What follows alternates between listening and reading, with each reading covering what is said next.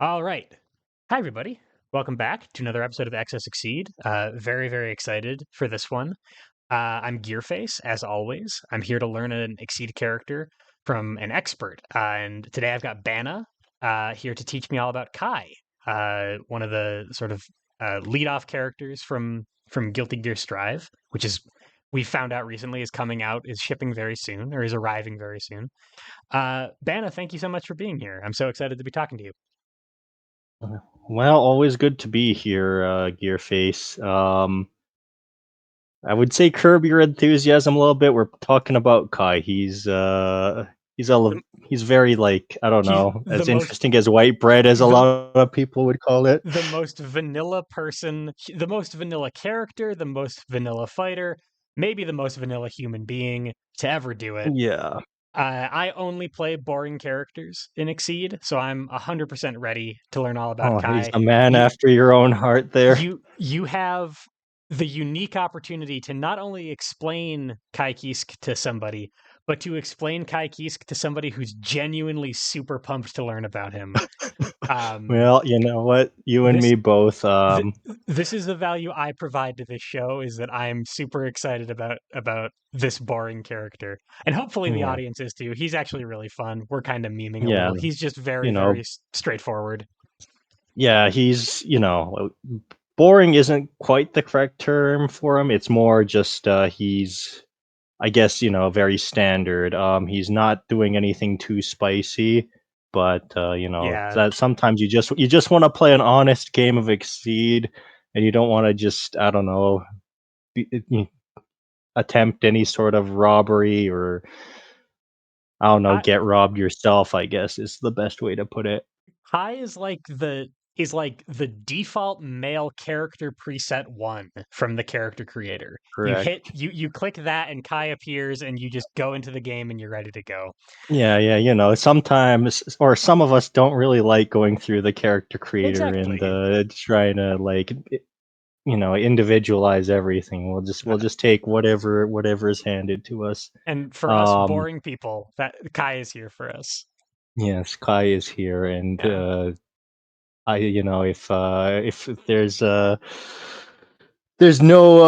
if there's no Kai fans, then I'm dead, as they say. Um, Exactly. So, quick disclaimer before we get started, as always. Number one, we're going to be talking about playing to win. We always do, and that's not the only way to play. You can play for fun and exceed if you can believe such a thing. And when you do, you'll have fun. If the lines that we're describing aren't fun, or if you think that they're boring, and not just in like the Kai way, but in like sort of the anathema to enjoyment way, don't play that way. Instead, play the way that you think is cool. And if that's not playing to win, that's completely fine. Number two, we tend to be pretty prescriptive on this show. You might hear us talk about options in terms of, hey, you should pretty much always do this. You should pretty much never do this. As when we're talking about attacks versus boost, probably less so with Kai. Kai is a very flexible character, and it's pretty tough to be incredibly prescriptive about him. But either way, you might hear us talking that way. Exceed's not a solved game. I'm not an expert at all. Bana is an expert, but even his opinion is just an informed one. So if we get something wrong, if we are, if we're evaluating something about, on his kit differently from how you would, come up with your own lines, develop your own lines, tell us why we're wrong. Kai is not even a released character yet. He's coming out later this month. So there's still a lot to learn about him. So please do well, not think that we there's are the the only demo authority. version of him, so he had a soft release. That's fair. And also clearly we can play him in Tabletop Simulator. Otherwise, we would not be able to run this lesson. One other sort of minor kind of disclaimer for really just season 7. There's some nomenclature differences if you are brand new to Exceed.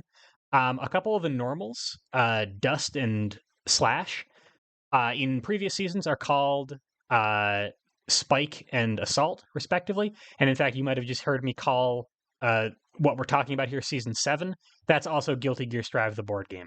So if you're brand new and we accidentally, I'm probably going to say Assault and Spike all the time because that's what I came up on. That's what we're talking about Hmm. if you are confused. But yeah, all that bookkeeping aside, um, Vanna, Tell me a little bit about Kai. All right. So I guess we'll Kai's one of those characters where it's going to be, I guess, a common thread is we're gonna like look over everything. We're gonna say, oh, okay, this character has a tool. It's gonna be fine. He doesn't have anything that's going to, or he has to crutch on. He doesn't have like a very amazing plan A. Kai's what we would call like, a Shoto character where he's got a diverse tool set. He's got moves that, you know, get you in, moves that push you out, moves at long range, moves at close range. He's he's the almighty all-rounder as he is in the source material, Right. and he'll so as a result, he can do a little bit of everything, can't do anything like particularly well as, the jack of all trades, master of none archetype tends to be. Um, So he you were could. mentioning like yeah, I'm sorry. sorry, go ahead. Go ahead. Go ahead. I'm pulling some characters while we're talking, Oh, just okay. to Yeah, no, illustrate a point here. fair enough. I was gonna say, he with Kai, it's going to feel like you're not really trying to set up a win condition of your own. You're gonna be denying the opponent's win condition. And when Okay. we look at his UA here, we're gonna kind of start to understand why that is. But Okay. and I guess one more other thing I'll mention. You mentioned earlier that there's gonna be like line exceeds not a solved game. There's lines you know viewers might disagree with and go, hey, I prefer to use Kai this way. Well, like Kai, I believe it's all going to be a matchup thing, depending on how or like your opponent's tendencies, what characters you're playing against. All these you know ideas of for Kai very well may be valid. I feel like you're going to have to approach all these matchups very differently and use Kai's tools in different ways as you fight certain characters. Okay. Um, And so so, the most in-depth version of the guide for Kai, I feel, would be the Kai matchup chart. You'd be like, oh, how does Kai do into into Kami and what all of these tool? Yeah, characters, right? So, yeah, but unfortunately, we don't have time for that. And quite frankly, even as a expert of Kai, I have not played every matchup right. extensively in the list. That's a very long list of characters to fight, so even I don't know that answer. I know more than most how big the roster of Exceed is because I'm doing interviews for all of them. So the thing that I always ask on guides like this, on lessons like this, when we're talking about, well, when do you use this boost? When do you use this attack? I'm always looking for kind of easy answers, and it seems like just as a big blanket statement over the whole lesson we're about to be talking about here is it depends, right? Yes, Like, it very much is going to turn into, hey, yeah, this boost's all right, right. but it depends. Right. All right. So I'm going to be frustrated the entire time we're talking because I'm going to be looking for the easy answers. But also, that means that when this, maybe more so than even most characters, when this lesson is done and when viewers are done watching it, they have not really even started learning Kai yet. Like knowing his tools and knowing how to use them requires a lot of matchup experience and Hmm. he's like archetypally he's very simple to learn and I assume he has a very high skill ceiling where you can get really in the weeds on every matchup and have incredibly long Discord threads about how to use all of his tools in those matchups. Hmm. The reason that I Yeah, I pulled these would say that's correct. characters just to go back to something that you mentioned earlier is that he can do a little bit of everything, but not perfectly, like not super well. So Yeah. like he can dodge, but he can't dodge like Cammy. He can set play, but he can't set play like Akuma. He can zone, but not like New. He can brawl, but not like Zangief. Is that the kind of thing that like if if I'm up against New, I play mini Zangief. If I'm up against Zangief, I play kind of mini New. Is that like am I just turning myself into a different character in order to deal with whatever I matchup I'm mean, in? so it's I guess kind of the answer, like, I guess the short answer is no. The long answer is, I guess, yes, kind of. Okay. The long answer is or the short answer is no, because unlike, like, let's say you're fighting Zangief, you're not like new, and you don't have a million projectiles. You only have your two. Well, I guess you have your ultra projectiles, but you don't want to count on this being a projectile most of the time. You only have two of those. You can't be like new and go, "Ha, I will zone you forever." Obviously, as you fight Zangief, the tools that say let's push you out and attack you at range, uh, you know, you'd rather value those and play those as attacks, and so the stocks on those go up, while like attacks that move you in, like I guess Foudre Arc, the stocks on that go down.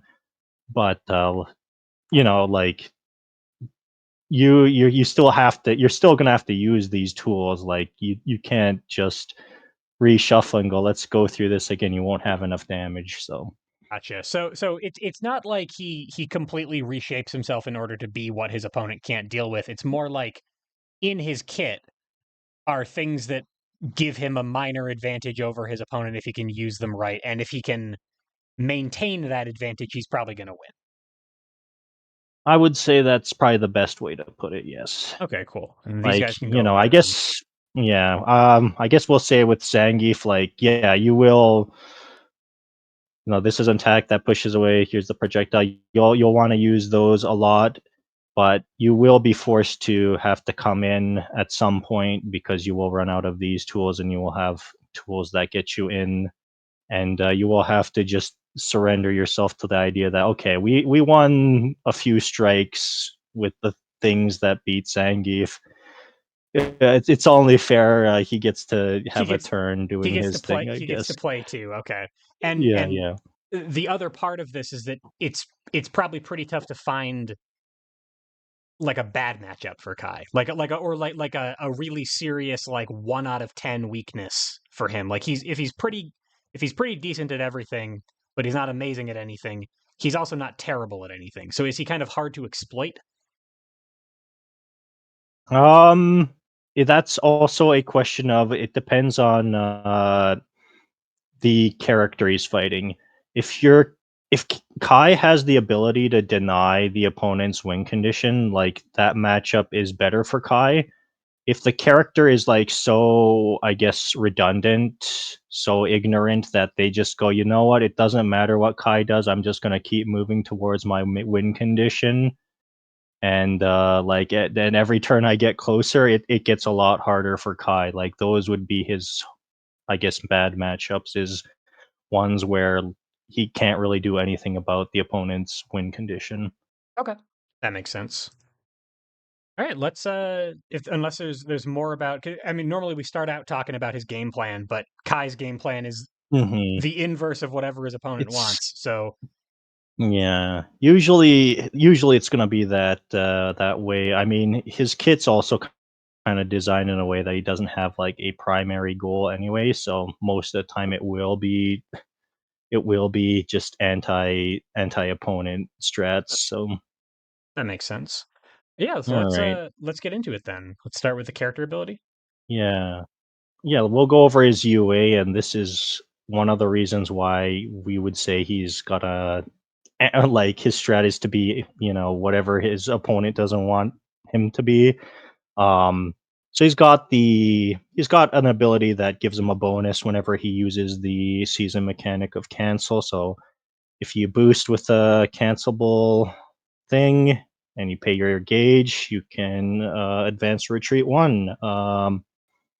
So with the Zangief example specifically, I guess. Well, there's a few other characters that want you at one specific range. All the grapplers, all the zoners. I mean, this is a little less good against zoners, because the range band that they operate in is a bit wider than a grappler who has one specific range. But Right. yeah, if you're against a grappler, like, you can just leverage this forever. You just cancel and you just go, I'm at range 2. I don't have to particularly work too hard to establish that, and I get the tempo advantage of another turn there, so it's really tough for them. But it's not just grapplers you use this on. You can always just figure out what your opponent wants, and depending on where they're standing, and just decide I'm just gonna stand somewhere else now. Especially good when they try to sit behind a boost. You know, I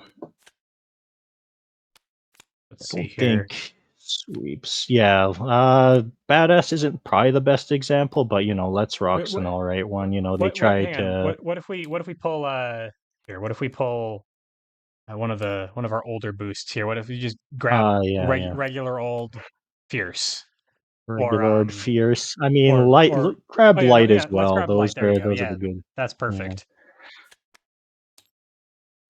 So if say, well, I was hoping we'd have. Oh, there's Ryu. Yeah. So if say Ryu's standing at range 2 and he decides I'll boost light, Make Donkey you can Kick like really, really play a scary. cancel. Yeah, yeah. You can just press or use a cancel. Be like, all right, I've like trivially diffused the mix up threat. Right. And By not well, I mean against Ryu, he's got a different mix up threat at range right. 1, but But against but it's all character specific, sure, right? of So. course. But and not only have you diffused something by canceling, you're also getting the stats of or the upside of whatever cancelable boost that you Mhm. use. That's going to be hard for me to say this whole lesson. So it's not like tech where you're like, no, you don't get that. It's you Mhm. are putting forward an offensive threat while also being evasive or also setting up your own offense by, Mhm. if we did something like this, for example, uh, cancel step backward, and now whatever you were playing, that on curve, that below curve assault in your hand is now on curve, and you can run Mhm. into it right now. So he has like a kind of consistently flexible Mhm. offensive band. Is that fair to say? Mm. Yeah, I would say that.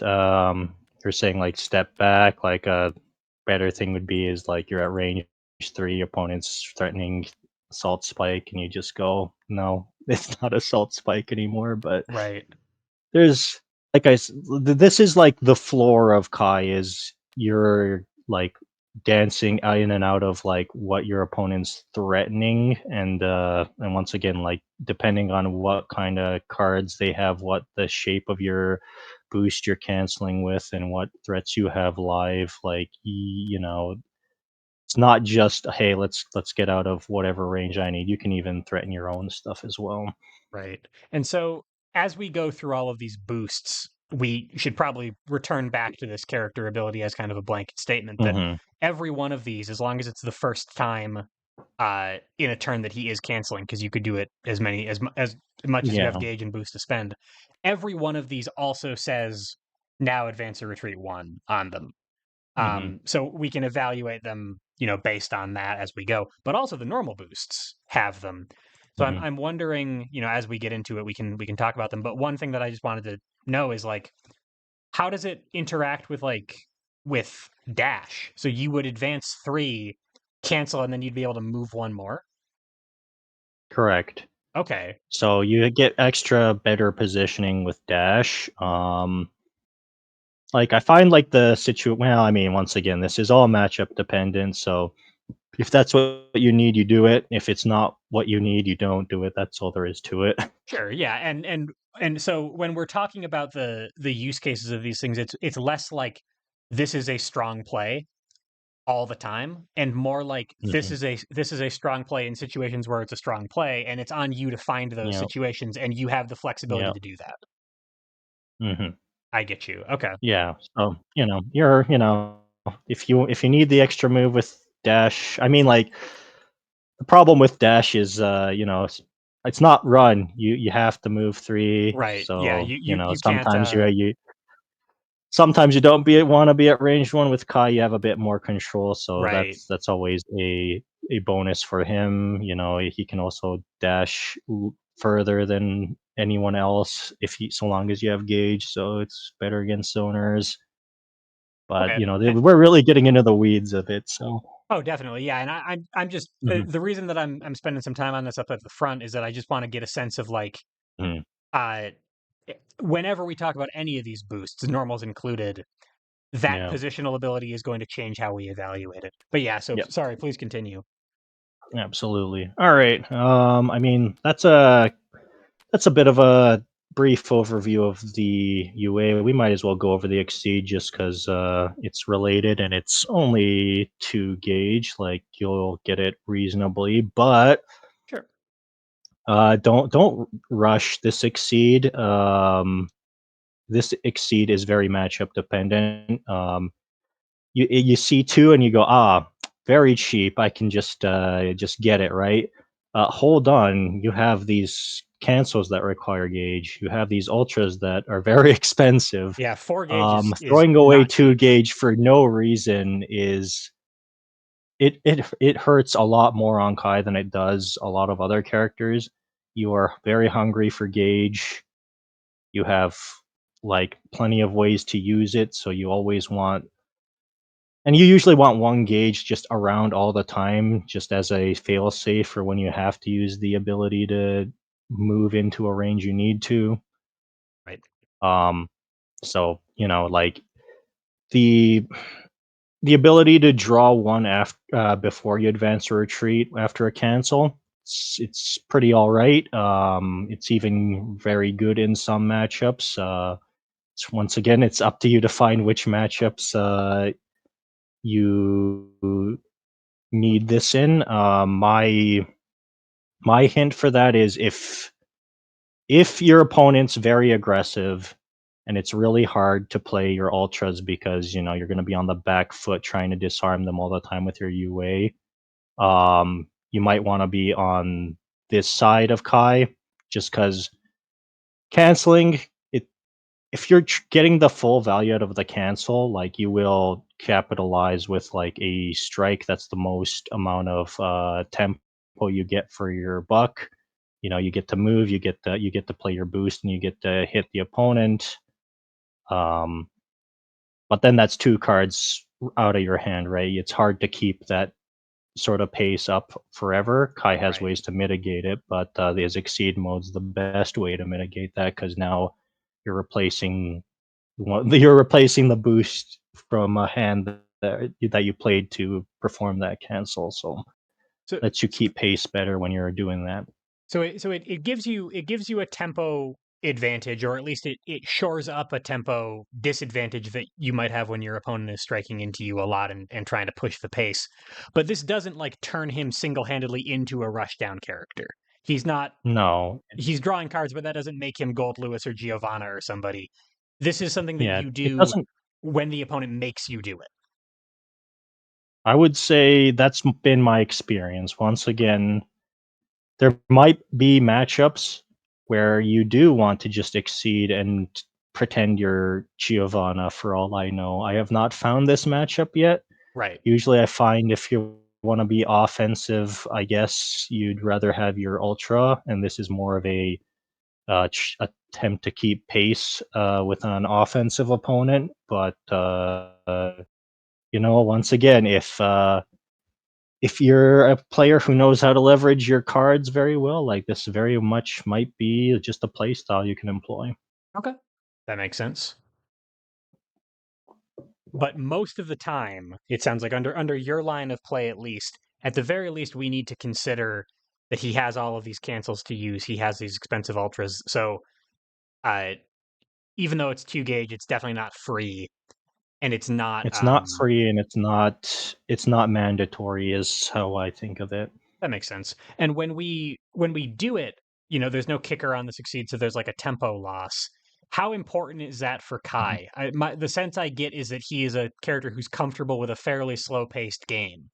But if he's being, rushed down, is that still a consideration?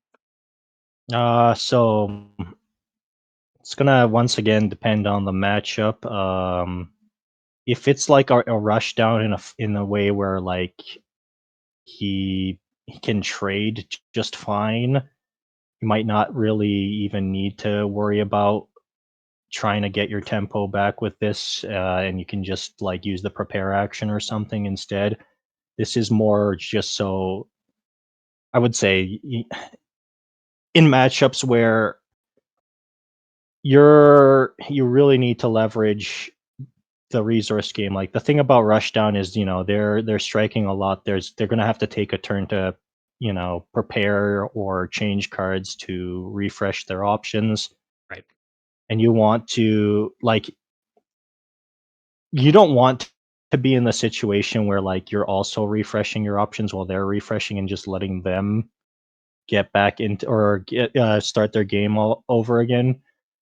You want to be on backside in that case because then you get to you can your options for dwindle less quickly, and you have to take less turns doing low tempo actions like Okay. prepping, right? Okay. So that's how you're supposed to leverage that matchup. Okay. And so normally that wouldn't matter, but in situations where the opponent is going to kind of drain themselves of resources trying to kill you, you want to get back in the game faster than they do so Hmm. you can have an advantage. That makes sense. Okay. Yeah, that is how to think about that. Okay. But it sounds like most of the time we should be considering that this is our character ability and we'll probably proceed until we find a reason to flip.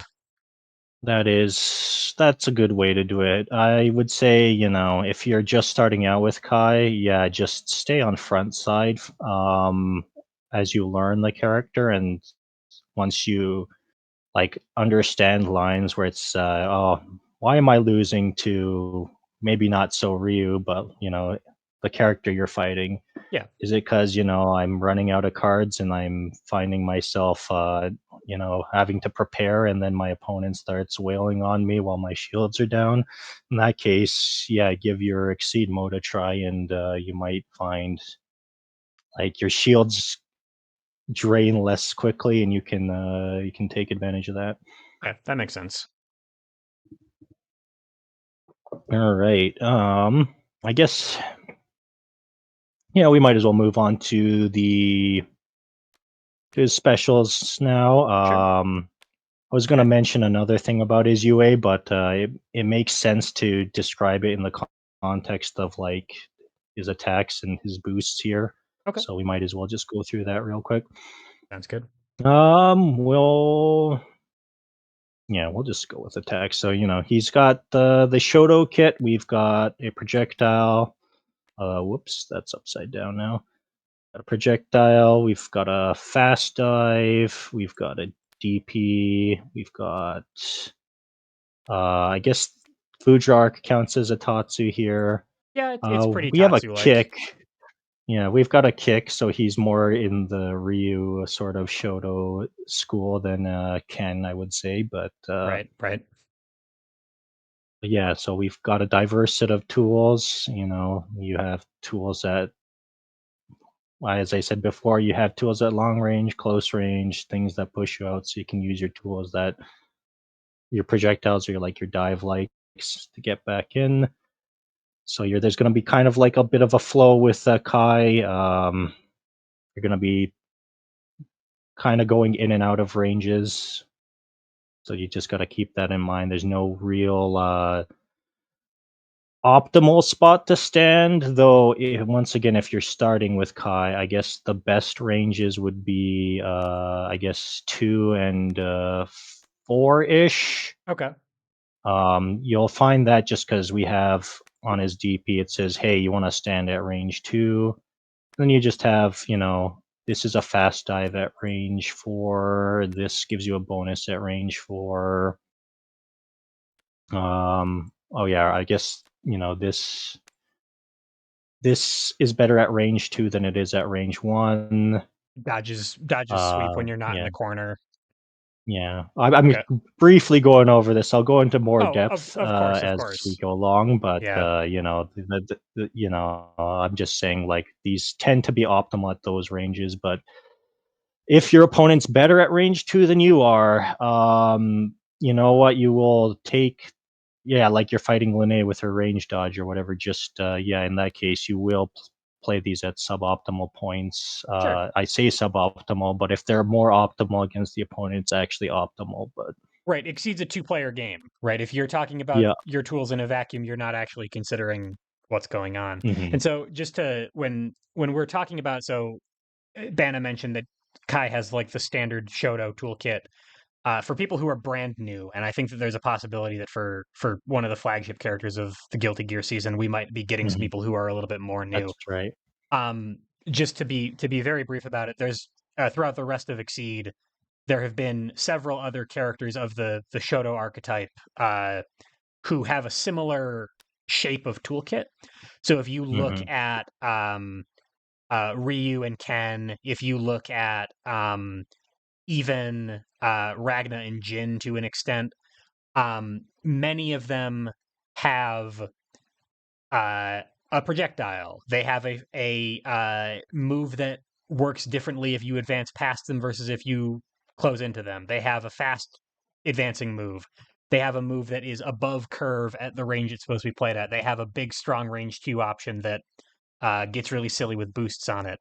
So a lot of the stuff that Bana is saying is shorthand for Mhm. stuff that more experienced Exceed players probably recognize pretty intuitively at this point. That these options are things that sort of define Kai's archetype as a Shoto character, and they are this just like flexible grab bag of tools that cover almost every situation. Is that fair to say, Bana? Yeah, that is correct. Yeah, if you like Kai and you want to try some other seasons, yeah, like the Ryuken Ragnajin that Gearface just mentioned. Yeah, take a look at them. And you'll probably see like, hey, their tools are kind of similar. Right. They or at least they're like remixes of each other. Like Hmm. Shoryuken and Vapor Thrust aren't the same card, but they sort of do. You can kind of see it. You can squint and be like, Yeah, "Yeah, I can I see it." mean they do this. They occupy the same sort of space of like when you would use them. So Right. There you go. anyway. Yeah, We might as well actually get into the nitty-gritty of these cards now. We might as please well do. start with the move, don't move mix up as we call it. If you're new, the move, don't move is if you're at starting position at the game. So like range So 4, here and obviously what would be right here? there and Yeah. there, but Yep. yeah, It four is four. That's fine. yeah, 4 is 4. There is the there's the threat of diving in turn 1 to just hit Ryu here. Um, there are ways to make that, or I guess I will talk about the canonical counter to that, which is just, after you get hit by dive, you sweep the opponent back. The way to make that more difficult for the opponent is with a projectile. Kai has this one, Stunnage here. Um, you know, it's a projectile, hits at range. It's an after advance up to, so if your opponent does play slow to beat your approaching moves, you can just stay out of range and basically get a free strike out of it. If if you do win, you can actually just advance up to 2 and establish the range you want. Um, Which probably is two unless we've in the matchup yeah, we've yeah, decided otherwise. Okay. we decided otherwise. Yeah. And if, all right, so now your opponent is weary of the idea that, oh, you have a projectile. I feel like you're going to play the projectile, in which case I will defend with a dive of my own. Right. In which case you have your other two attacks. You have Fudra Arc, which is, I don't want to call it a crazy dive like, but if you think about it in the context of a dive, it's pretty good. You for one less power than a dive, you get the ability to draw if you don't advance past the opponent, and you have like an extra 1 range and an extra 3 guard on top of it. Yeah, this is hard to get Um, away from. yeah, it's so Fudrark's also pretty good. It also covers, was it? If your opponent, another thing to counter like dive at range 4 is you can just duck under with slash if I can grab slash. Sure, I sure, guess the sure. game doesn't want me I gotcha. to grab Whoa. slash. There we go. He's having trouble there. Yeah, Yeah, so Ryu because could also advance into here. Fudarak would cover that too when because you would go to yeah. here and still You hit. would go here. Right. Yeah, if you had played dive, you'd miss, but Foudre Arc, it's range 1 to 2, you would still hit. You don't get the draw, but you don't really care about that. In that situation, you've hit the opponent and they haven't hit you. So, Sure. but once again, this is a card that, like, the draw one's nice, but if you need to like aggress at range 3 and you don't mind being at range 1, like well, or crossing it up is rather a more important way to put it. Like you'll just play this. Right. Um, But also, like and at closer ranges, like this, you are not, you're advancing too far and you're not going to yeah, hit anymore. But um, because you have this 3 guard on you, uh, you could catch a cross going out and follow them yeah, in. If you had like a tiny bit more range on it, uh, it could deal with grasp as well. Like your opponent could throw you away, hmm and it wouldn't be enough to stop you. But it seems hmm like it's just a very versatile card, kind of no matter where you play it.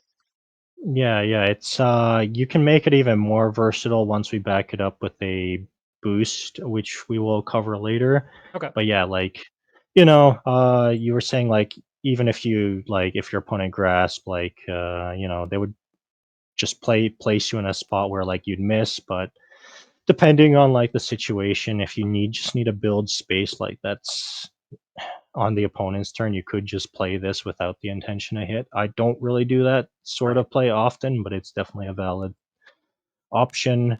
Also, we're talking about the 3 guard.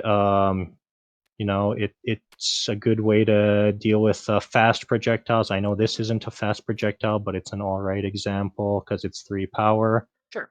Um, a lot of like really fast projectiles, like let's say you're dealing with the one fast projectile of season 7 I always think of is Arbiter Sign. Testament. Yeah, from Testament. I'll It's pull the Testament. 5 speed. Yeah, Yeah, yeah. 1 second. I gotcha. Yeah, but so the 3 guard would here you go. it does help against like certain projectile wars. Like, yeah, see, this projectile 3 to 6, 3 power. So if you're playing against Testament and they open with this, you can actually just play that, and even though you're trading, like, you get in, so that's a win for you. Right. Um, And so this so when we're I'm sorry to interrupt, but when we're talking about like we just pulled a specific example of a mhm, card from another character's kit.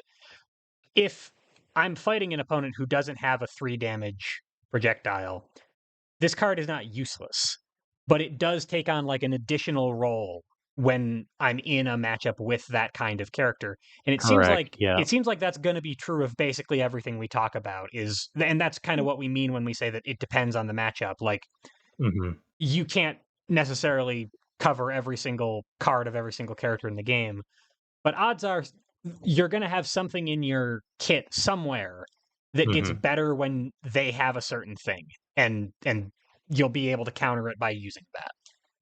that is correct. Okay. Yeah, anyway, let's not get too into the weeds. I'm just Definitely, saying this definitely. has a lot of properties, and you can expand its properties once we get into, like, cancelable boosts here. Okay.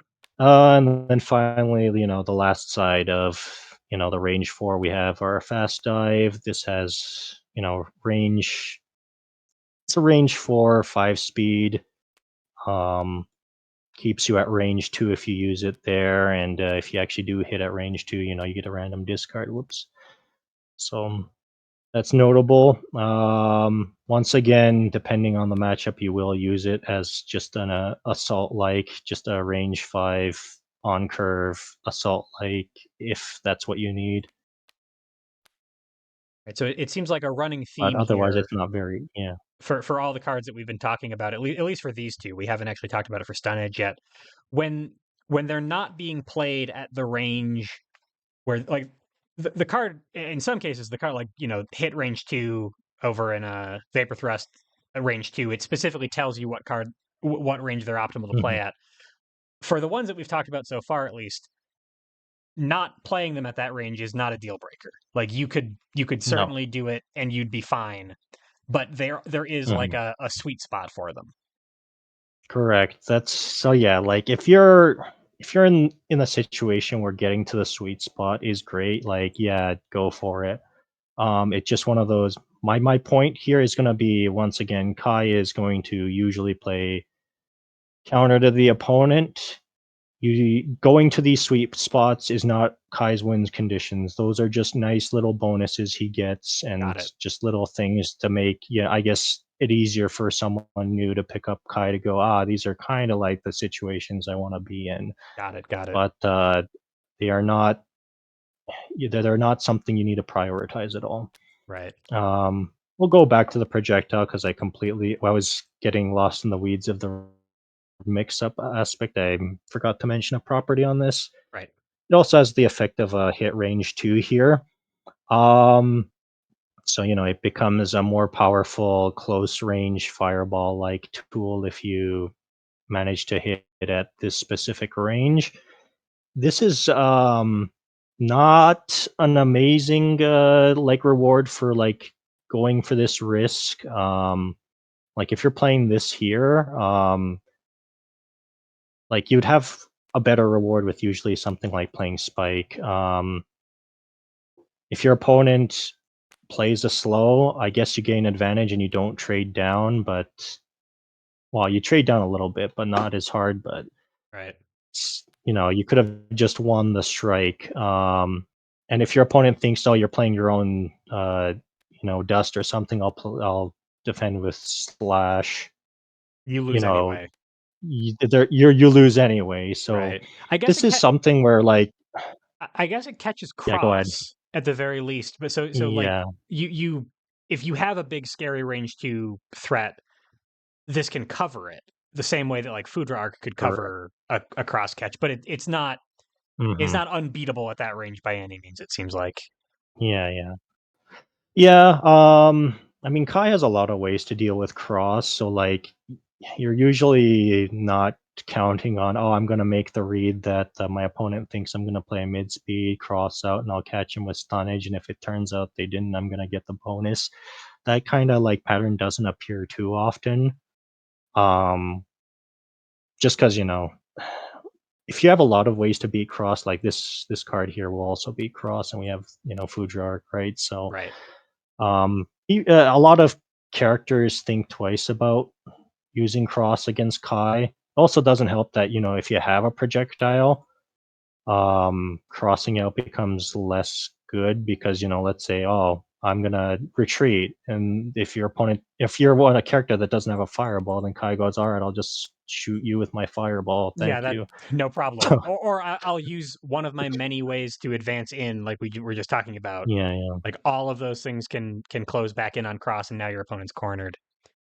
What Hmm. about the so I'm also noticing when we were going back, and this may be a little bit more in the weeds again, I apologize. But I also noticed that this card does have 5 guard on it. So Hmm. in opening mix-up positions, your advance on it is at an after effect, so as long as you aren't stunned. So Hmm. if you whiff, if they dive in on you, you still do get to to Yeah, you get positioning control. Yeah. to set your preferred position afterwards. So it seems like for all parts of the opening mix up, your loss condition is not that bad, it seems like. Hmm. So Yeah. it's kind of like yeah, the upside for some of these is better than others, or they might not be overwhelming cards, but like they all seem pretty safe to throw out. Yeah. So that's gonna once again be I guess a theme with Kai is like, okay, even if like the attack doesn't do amazing or like exactly what you wanted it to do, you can still kind of salvage it in a way. Okay. It's obviously like salvaging your strike is not amazing, but like at least it's not it's not like a complete loss, so you'll take what you can get, right? Right. Sure. All right, so that covers these attacks pretty well, I would think. We'll move on to, I guess, some of his more closer range stuff. Stuff he wants to play at range 2. His Dragon Punch, Vapor Thrust, explicitly says it wants to be at range 2, just because at that range it actually does become the above curve DP shape. Um, it's when you're at range 1, it's now suddenly not so good, just because it's under curve. But you know, as far as DP shapes, it's all right. It has a lot of the same sort of like strengths and weaknesses as a lot of DPs. You use it to catch your opponent's like fast option. It loses it to the slow option if they bait it. The advanced 3 is something to be wary of. Sometimes, you know, Sometimes they spike you at range 2. yeah, I mean, if it loses to the spike at range 2, like a couple other notable DPs. There's also like a better way to put it is, if you're in this position, you've cornered yourself, which Right. is it's not the end of the world. You can cancel and leave, right? But in certain matchups where, say, you're fighting a zoner, you have said, "Hi, I've created a situation where you can kind of cross out for free, and Yeah, you now don't now really want to be in that." they have all Yeah. that board space to work with. Okay. Mhm. So you wanna like, usually, like, this advanced 3 doesn't really matter all that much, like, if you're in open space or I mean, if you like I said, if you're not against the zone or in your corner yourself, you can cancel, leave, if, let's say, you wanted for whatever reason, you wanna fight from the corner or whatever, um, I mean, like, not really fight from the corner, but if you're cornered, you can actually just, like, You can get get out, out, right? right? And And, if you play it at its preferred range, it will other than corner positions, it will maintain your preferred range. Like if you hit from 2, yeah. you will land at 2, which is probably something that you want given the rest of your kit. Um Mhm. Yeah, other well, like we were talking about with the other cards, like most of them are pretty good when they're not in their optimal position. Is this one? This one does this one have use it?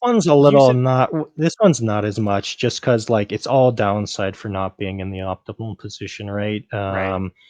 It's not like, "Oh, this is a usable attack at range 1." It's not unusable, but, you're now 2 points of speed down on the speed curve Hitting for for th hitting no for real yeah. hitting for 3 Yeah, like, there's damage, no yeah, reward for that.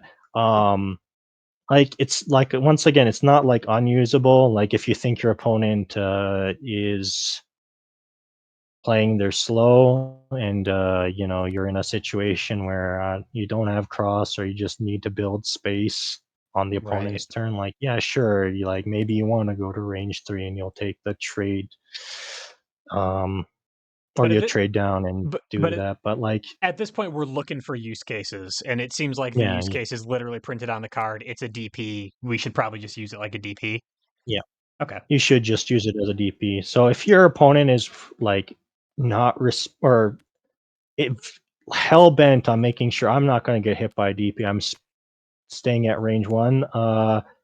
Luckily, this card has a really good boost on it that you can use instead, but we'll Okay. cover that once we actually get into the boosts. So, when your opponent has actively shut this card off as a threat, like, it's still gonna be a fine card, just on the other side of it. But we'll Right. cover that in a bit. We have Finally we have Dire Clot. This is probably one of, like, Kai's best cards, I would say. Mhm.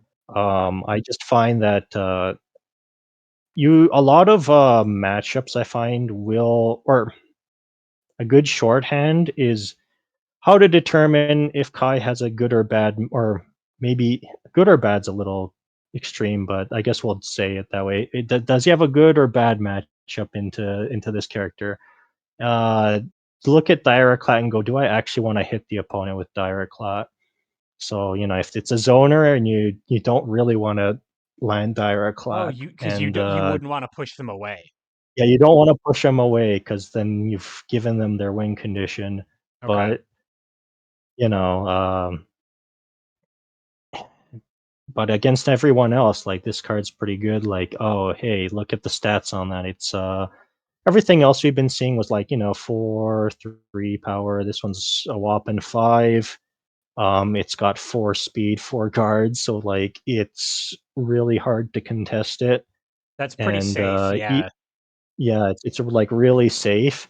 And even in the cases where you go, okay, my opponent is either cornered or let's say they play a focus because they're like, yeah, I don't feel like getting pushed out by Direct and you get focused. Like there's a effect on this that says, oh, if you didn't push the opponent, you get to draw too. So even in the cases where like technically you've lost, well, it's hard to say you lost the strike if you When trade with this, but and when you drew 2 and you probably, unless they played, like, yeah, exactly sweep, I mean, you mhm, traded reasonably well into it. 5 versus 6 is not yeah, horrible, you got some cards out of it.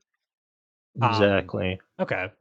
And the reason that this one doesn't have, like, a rider on it that indicates that it is best at range 2 or something, but this one, if you're at range 1 and you play it, push 2, sweep still hits you. If you're at Yeah. range 2 It's and hit also on yeah.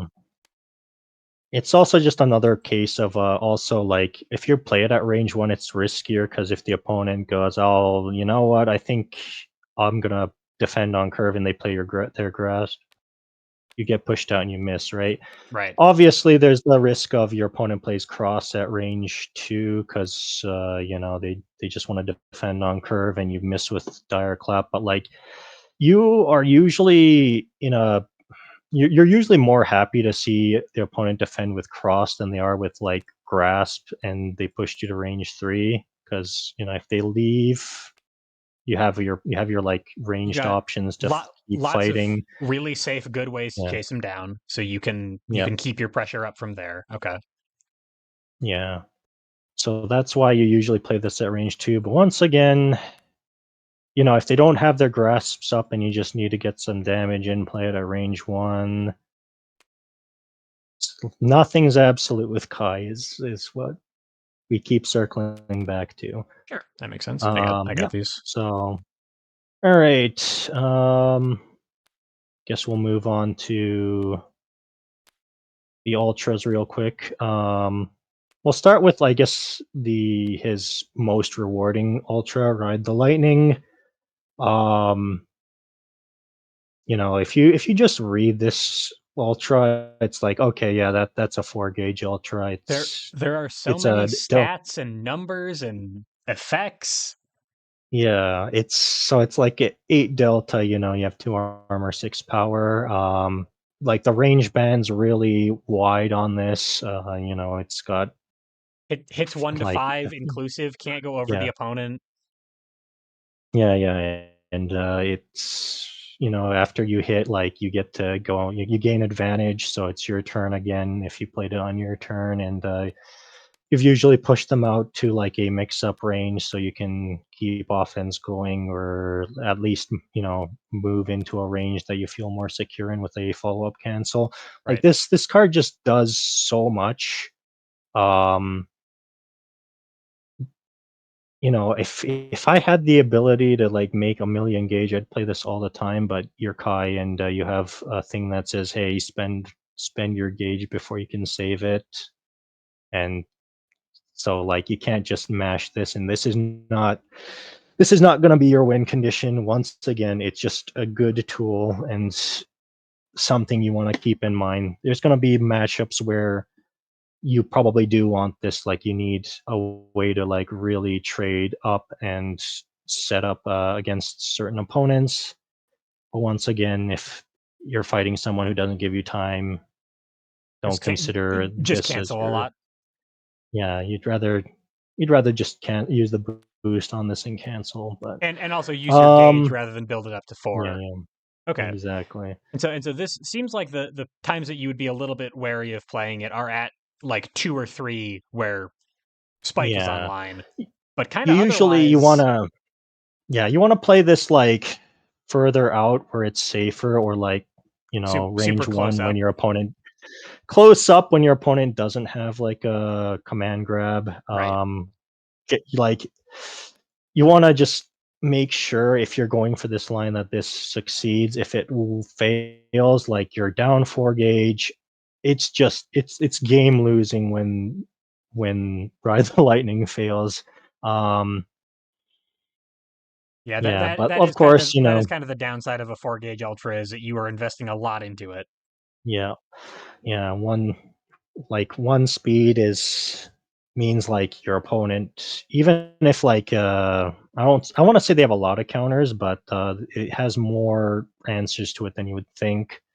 Even like at range one, if you like, if there is, well, actually, they don't even need to hit. Just usually it's safe to play it like from here, but if your opponent has the read that like, oh, I see they have 4 gauge, the Kai player is probably trying to mash ride the lightning. If they dive over you, even if they don't hit, spending 4 gauge is It's so yeah, devastating. that feels pretty bad to any So, character, but especially one who gets so much out of his gauge like mhm. Kai does. Yeah, there's a beginner guide that mentions like, playing it from here means like, oh, there's unless given a command grab, it is very like this is the most not optimal, but like the safest position to play it from. Can't dive If you over can, you, like Matt, yeah, you can't dive crossouts over. still gets hit. Yeah, it's I would say like yeah, this is the safest position. Don't try to engineer a situation where you do this just because it's a lot of investment just to get the board position for that. Right, right, Just I would say just like you do have to play a with a little bit of risk in mind. Sometimes you just need like you think if you think your opponent's going to play slash assault at range 3 and defending with this is a good way to steal back advantage and really punish them for it. And if that's like the kind of game state you think it is, like it might be worth the risk of your opponent might play spike. I mean, it's going to be a game determinative gamble right there. right. You But better be sure. You better be pretty Kai sure doesn't you're right. have like yeah, Kai also, like I said, you want to make sure you're right, but there'll be situations where you don't have that liberty. You just have to take a risk.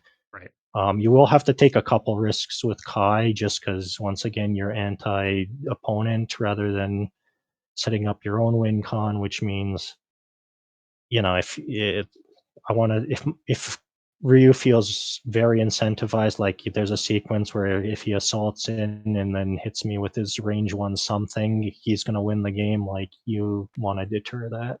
right. Um, let's ride the lightning. His less amazing ultra is Sacred Edge. It's 4 gauge for a super fast projectile, and it has decent power for a projectile at 5. And once again has quite a bit of text.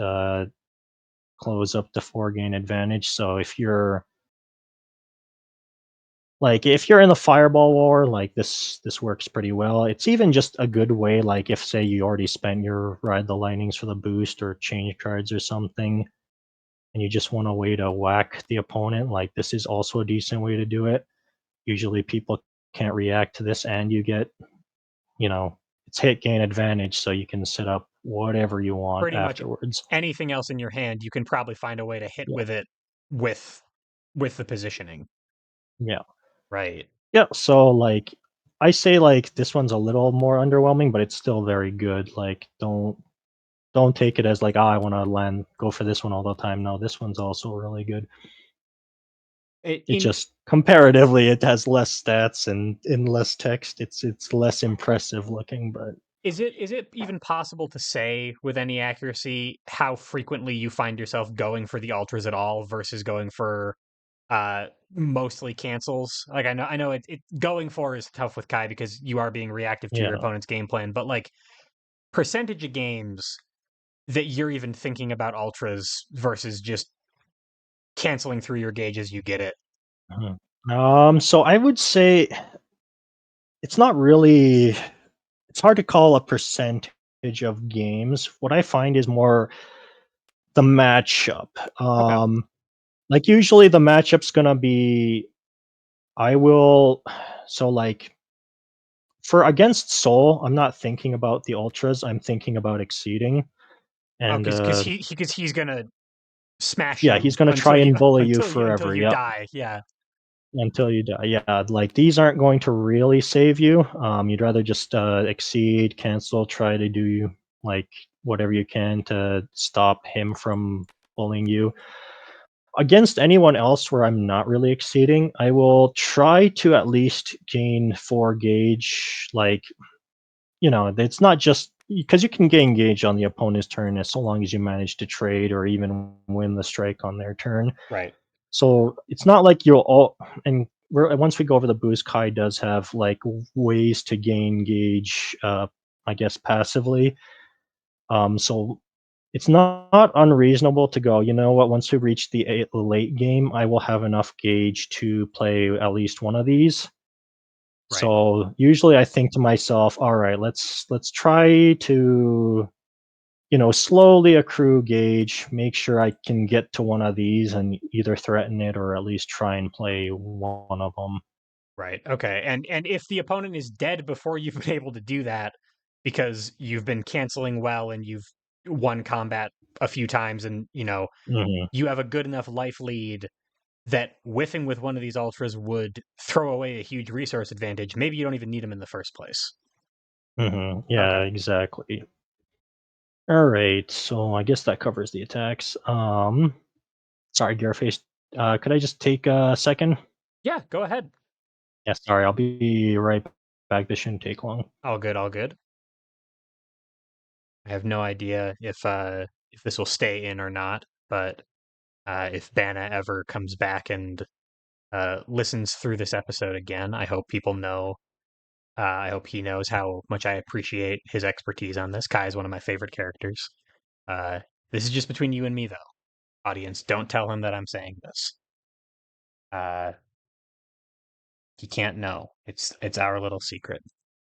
All right.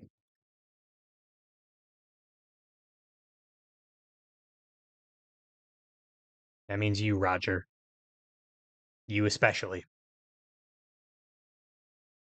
I know how you tell people secrets to make them like you, and I think it's okay, but not to Bana. Oh, You were talking to yourself a little bit. Bana's back. I didn't say anything about Yeah. you to the audience at all. Be cool, guys. Yeah, sorry about that. All good. I knew I had this coming up, so I tried to clear out my schedule, but life happens No, it's sometimes. absolutely fine. You're the one doing me the favor, remember? So yeah, Alright. we wrapped up attacks. We might as well cover some boosts here. We'll start with things that aren't cancelable just because once we get into the weeds of canceling things, it's gonna get more complicated. So we might as well start with things that are very simple. Sure, sure. We'll start with, I guess, Faith here. +1 speed, +3 guard. Um, it's not really anything too special, I would say. Like, having stats is always all right.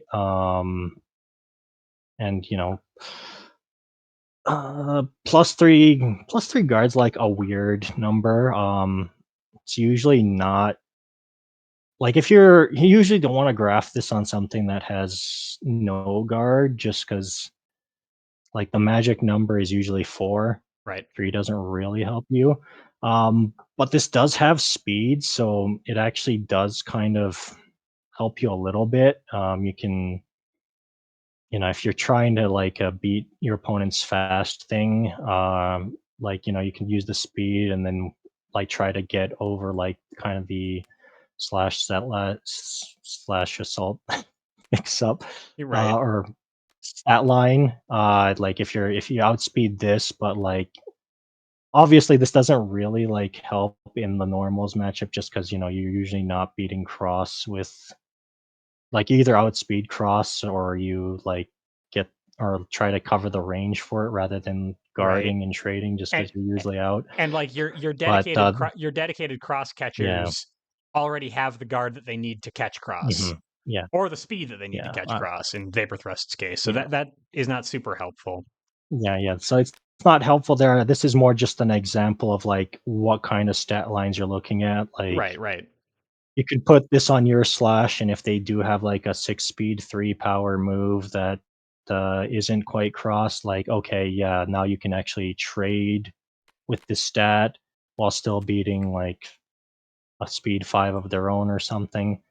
That's kind of like one of the use cases of this. But usually it's either like you're thinking, okay, I want either the speed or I'm going to graft more guard onto something that has guard on it already so that it becomes even more safe.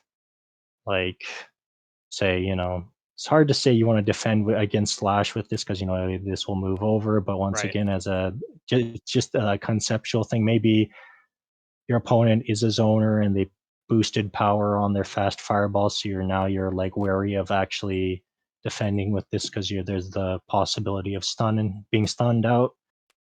You can graft this onto it and you're a lot better position. Right. But Like that's also kind of like the use cases for this. but also it's on what might be your best attack. So if it's a slightly Yeah, underwhelming boost, it's just more opportunities to play this, yeah, which exactly. you You'd might be rather appreciative of. Yeah, usually I'd find like I'd rather use this as an attack than a boost, but there will be situations where you need either the speed or the guard, and like you're just not in a position where this attack's gonna be very helpful. Like maybe you're stuck at range 3 and moving into range 2 at the moment just does not seem like a good idea. Right. Once again, it's all you gotta like look at the board state and figure out like, okay, is this time for this, or is it time for the attack or is it time for the boost? Yep. But Yep. And usually it's gonna be the attack on that one. okay, yeah, and probably more so than most attacks in his kit, it's gonna be more clear cut because the attack is so Mhm. good. Yeah. Okay. We'll move on to Shock State on Foudre Arc here. This one's we have a pretty good boost here, so we got +1 power, gain advantage on hit, and it replaces itself on boosting. It's a good way to start a boost war, I would say, just because you get cards in hand, you get extra power, you're threatening the opponent. Um, you know, uh, I find like I boost this more just because Foudre Arc, despite me talking it up, sometimes it's still kind of like a dive shape. Like it's Right. There's gonna be times dive was where like, there's gonna be yeah, it times where just you're close doesn't up seem and fun, you yeah, kinda want other things to do, yeah. right? If you're like at range 1, like, yeah, boosting this is like a lot more enticing just because you're the attack's not doing anything anyway. Right. You're at range 1, which means like your confirms better. But you might even boost it further out even if you are in range of using Foudre Arc as an attack just because maybe your projectiles are down or you're in a matchup where your projectiles aren't very you might have aren't stun very like dipper appealing. Yeah. you might have stun dipper ready to go in case they dive Yeah, into you, and now exactly. you can because one thing I noticed is that this doesn't do anything to make your next hit more likely. It just increases the upside by No. quite a bit. So This is like a way to, like I said, you wanna start a boost war with this or something. You kinda like it's kinda your payout option. Like, the best way you can, like, really pay this out is if you start a boost war, your opponent does something maybe I wanna say irrelevant, because your opponent will never do something you can just ignore usually if they're good at the game. But yeah, you play this and then you boost some other cancelable thing that like really opens up the threat of this, and then you can cash it in. okay. We'll cover those in a second. So these ones up here are going to do something to make this either more consistent or more able Correct. Yep.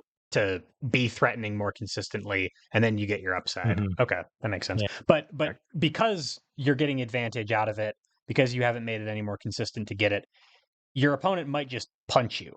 So it seems like Yeah. you should have something ready to respond with in case they do.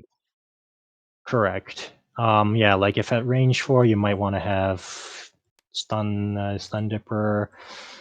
You could like at range 2, you could do that and be like, haha, I have like, what are Vapor you gonna thrust, do? I'm or like threatening to, or like an yeah, EX vapor or threat. something. Exactly. Okay, So yeah, you don't want to like just do it obviously mindlessly. right. But I mean, maybe there are some situations where you just go, okay, we we just want to change the situation a little bit. I have boosted this where I just go, you know what? It draws a card, like the opportunity cost isn't very high. It might probably isn't going to succeed, but it will force my opponent to react to it, and it does a good job at doing that as well. So, Right. Oh, true. all If you right, want them to hit you, that's something I didn't consider. If you want to provoke a reaction out of them, that's a great way to do it. If you have a defensive yeah, option yeah, ready to go that they have to deal with right now, this is a great way to force them to punch yeah, you. yeah. It is a good provoke option. Yeah. Okay, okay. Um, Obviously, like it's better off if you're provoking, you want them to be able to, or you usually want to be able to like capitalize on that. But Right. you know, uh, sometimes like you just have to like provoke them and just have them commit to an option that maybe you have an answer for, but not necessarily like Right. cash in on this. Like, let's say you go, oh, I think my opponent is trying to set up some kind of assault or slash thing backed up with power, and I'll provoke them with this and cross out or something. But Oh, sure. it Or all depends on what the game state is. yeah, As boring as if that they're at a big phrase. resource disadvantage and they don't have the cards in hand to hit you back or to stop you from taking your turn back, they have to prep or something like that. It could be useful. Yeah. Okay. Yeah, yeah, like, I said start a boost war, so, like, in situations where the opponent has a difficult time, responding to this, you can also play it as well, right? Like, when they have low hand size, don't have an answer. Okay. It's all, like, play it Yeah, in it all situations depends. where it'd be good. It Yeah, exceed fundamentals, baby. absolutely. Alright, we'll move on to some cancelable boosts. We might as well just start with, the ones that don't really give you a stat. Yeah. Yeah, we'll start with the boost on Stun Dipper Hope. Add this to your gauge. Cancelable. Um, if you're new, you might be thinking, "What's the point of this?" So I put it in my gauge, and then I And then you spend it. and What then have you I cancel it. accomplished? But it's Kai. Yeah. Like the point of this boost is it's meant to be flexible. It is. If you're in a situation where you don't want to change the situation, you can go, all right, let's bank some gauge. I can, start saving up for my ultra, or like if you don't have any gauge, like here's my first one. Now I can get my game going. In the situation where you have gauge already, and you just go, well, I want to save my stat cancels, or I just don't have anything better to cancel. You can just go, all right, let's just immediately spend it, and now I'm here. Right. That's the strength of this one. Um, so this makes it kind of like all right, all things considered. It's not anything amazing, but you're not sad to have it, but you aren't particularly amazed to have it either. Do you It has ever its just its role, and it does it. do you ever just use it as a key charge? Do you ever just put it in your gauge and not cancel, like to I don't know, to threaten one of your ultras for next turn or something, or to get maybe not Yeah, trigger yeah. siege So mode, there's but plenty of times where you want a key charge. Like I said, if you're one gauge away from an ultra, yeah, key charge.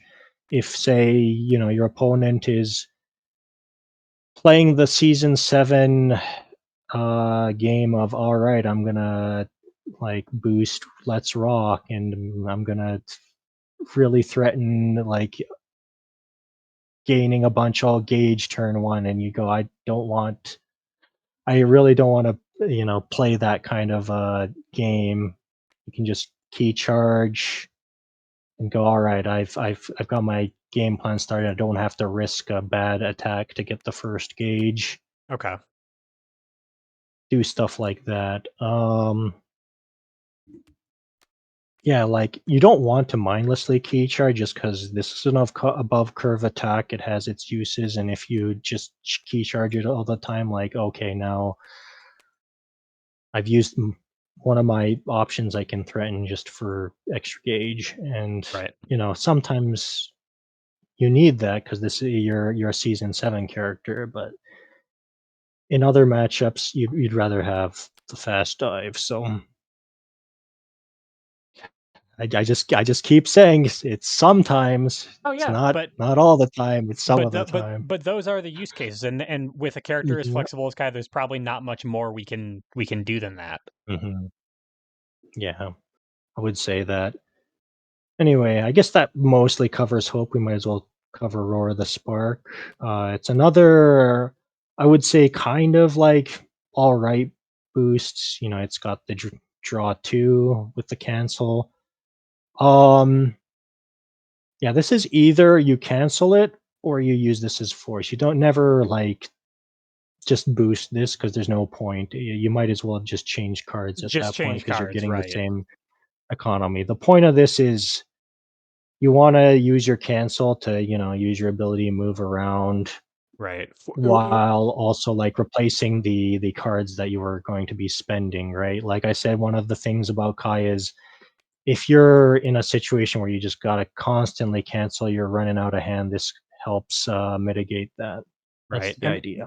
this is like, what if you could change cards a little bit and move a little bit and strike a little bit, all or all in one card, or all in one card and a Yeah, little bit of essentially, yep. gauge. Okay, so That this is is yeah, lets you get a little bit of all of the actions you can do on your turn. yeah, yeah, it gives you, access to basically every action, uh that's the strength of that. It's high tempo, lets you dig through your deck, There's a without sacrificing, like, your turn, but there's a lot of times when I've wished that I could, like, I wanted to CC and move, and like I wanted to spend one force to do one thing and one force to do and another now thing. is This Kaioken. Yeah, yeah, this kind of buy it now, right? This kind of does work like that.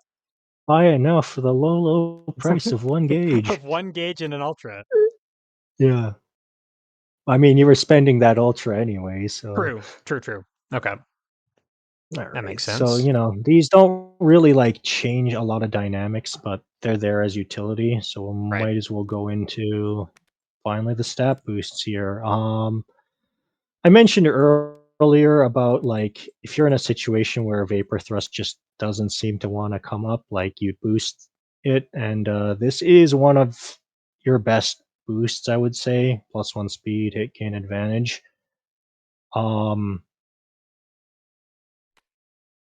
so, like, +1 speed, hit gain advantage is usually, like the weakness of that is the opponent goes, "Oh, well, you're gonna take the next turn anyway, I might as well strike," and you're kinda like, "Well, I gotta decide like how I'm gonna defend because +1 speed isn't a guaranteed right. setup. It makes you, if you pass turn after +1 speed, all it does is kind of make you win speed ties on defense.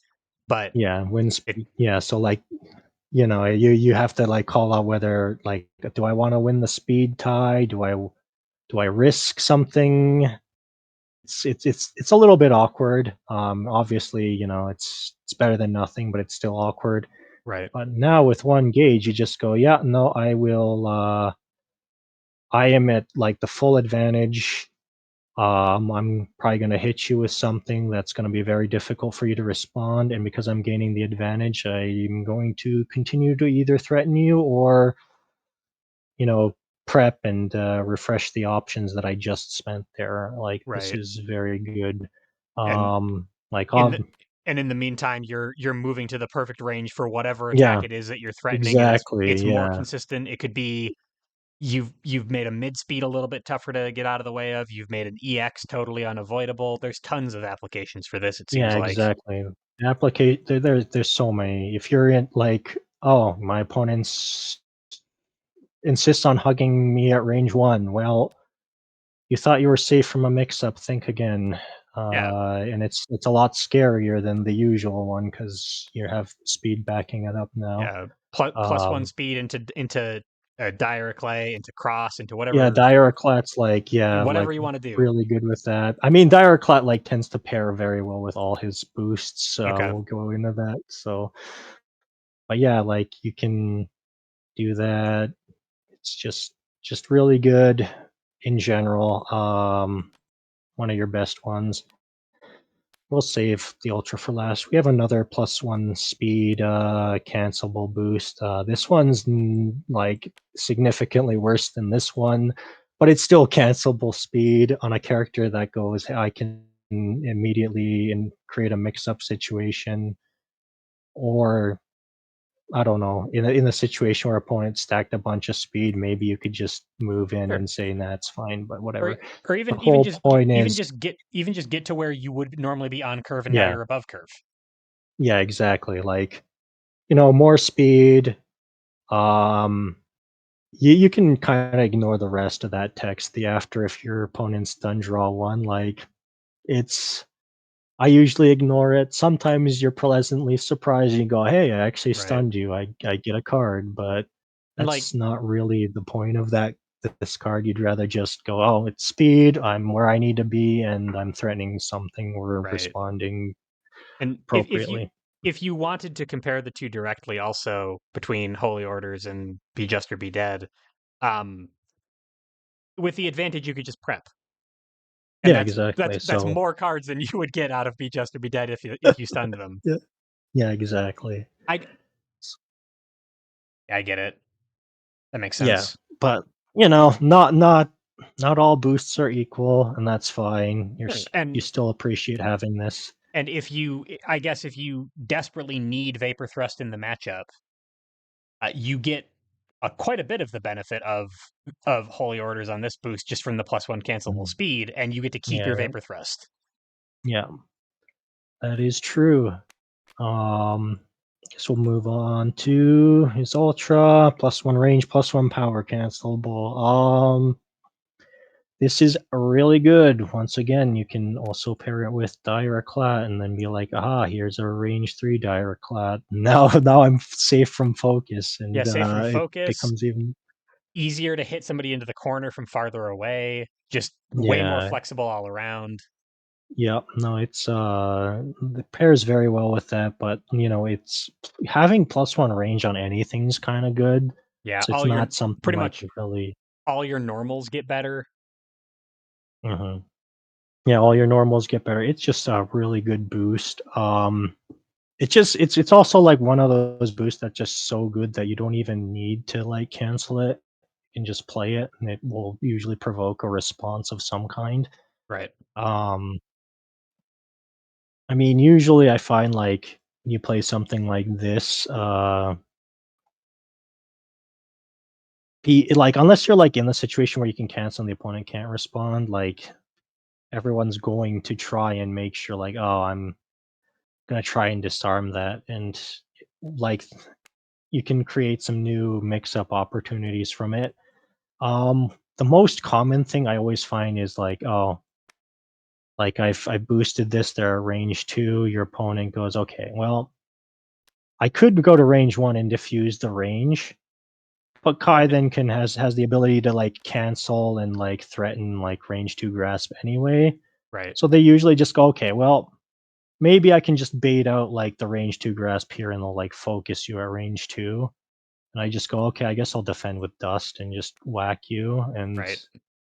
or like if they're just stuck at range, or like even if you cancel and you're like threatening the range 2 grasp, you can just play dust.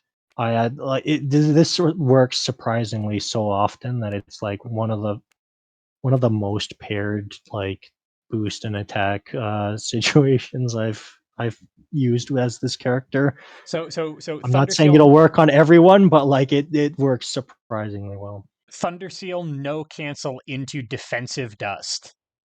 Like you can do that. I mean, it's I guess offense is more likely, but I have done it Oh, on okay. defense and it's Then worked. I'm sorry. I just misunderstood you. Then I thought that you were No, advocating for the I defensive definitely dust. like play said I definitely like prefaced that with the defensive dust, so I made it seem like defensive dust is the play you do. It's a Right. little more risky, but like I said, it's worked a shockingly high percentage of the time. So Right. you can actually like defend with dust against or defend with dust as Kai in certain situations. Just because we've once again like people tend I find people just tend to defend with or either use defend or attack with focus at range 2 against Kai just because he has a bunch of, like, cross counters. So they're like, "Well, we'll catch the cross counter." Oh, okay, that makes sense. Right? Yeah, And so just to be a little bit more explicit for people mhm. who have not uh, played the game as much, like so when we were talking about some of the normals that work here, sweep beats cross now. Uh, Yep, when you have Thunder Seal on it, actually it beats yep, sweep as well if you initiate. That's yep. great. You So initiate it, yeah, it beats that, yep. uh, grasp at range 2 beats sweep by pushing it all the way out of Mhm. range. You already talked about dust. Your dives work closer up now. Yep, You can dive over somebody at range 2 and still hit while still dodging all their attacks. So like even outside of your kit, +1 power, +1 range cancelable is very, mhm. very strong, it seems like. Yeah. Yeah, it's very strong. You were mentioning, like, the dive over and it's still hitting at range 2 and stuff. That's also something you might wanna do quite a bit with this boost. Like I said, a lot of times I find no, once again, it's all based on who your or, like, your opponent and their tendencies are, so they might just try to mitigate your high, payout Right. attacks, like, your dust and dive at this range. So, like, obviously keep that in mind. But like I said, a lot of Kai's toolkit kind of like incentivizes people to go, all right, well, he's probably gonna go above curve or like try to beat like the cross or something. So I want to kind of defend slow, and Kai then gets to use his mid speeds there. Especially since like if we think about the context of Kai's kit, he only really has one mid speed. Everything else is more like fast or something to that Yeah, effect. So he's got a lot of pokes when you're using them at mhm. the best ranges for them, or kind of like a projectile or a slowish projectile, but that doesn't Yeah, really fit the same mold. yeah. Even projectiles, with the speed curve kind of Yeah, breaks it down at kind of longer erodes a ranges. little So bit. it's Sure, sure. yeah. So like projectiles are still kind of pokes, even though they're not, even if they're not fast. Yeah. So Right. Okay. So that's all the specials, yeah. all the boosts. Um Anything about does he get anything in particular that we want to mention out of we already talked about some of the normal attacks that pair very Hmm. well with some of his boosts, but um for in terms of his cancelable boosts, are there any that are notable for his I ability or his wouldn't game say plan? they're notable. Well, cancelable boosts aren't particularly notable. Um, I'd say like you use them when you have to. Like is his slash special. Not really. You'll just use it when you need to. If you need movement, you'll use it. Right. If you don't need movement, considering you have like a Quite way a to bit cancel of and move footsies. around, But so it you basically might not need it. it just makes all of these more flexible. Now you can say Yeah. now you can discard an opponent's boost, move one and strike, or move one, cancel, and do something Hmm. else all at once. Like Yeah. every single one of these, other than grasp, we won't talk about grasp. Plus rock isn't cancelable. Parry's not cancelable. All of them, it seems like, just get a little bit more flexible, a little bit more threatening, and Hmm. it seems again like with a lot of Kai, there's so much that we could go into that it seems crazy to go into it at all, almost, like Yeah. So cancelable boosts. I mean, I will like highlight these three normals in particular, I guess, just because we will.